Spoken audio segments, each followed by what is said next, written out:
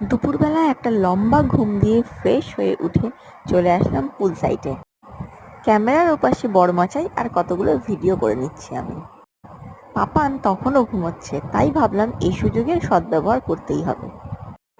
Photo তোলা, video, quality time spend সমস্ত কিছু করে যেই না সন্ধে নামলো, ভাবলাম ঘরে বসে কি হবে, তার থেকে বরঞ্চ যাওয়া যাক মন্দারমণি সি বিচ।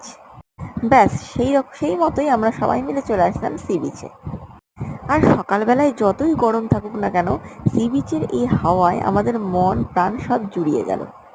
চারপাশের দোকান থেকে এটা ওটা সেটা কেনা চলছে আর খাওয়া চলছে। আর আমাদের বাচ্চা পাটিও কিন্তু তাদের মুখ সমানে চালিয়ে চলেছে আইসক্রিম, ফুচকা, চকলেট এই সমস্ত দিয়ে। তবে সি বিচে কিন্তু ভিড়ের পরিমাণ খুব একটা বেশি ছিল না, মোটামুটি যেমনটা আপনারা দেখতে পাচ্ছেন।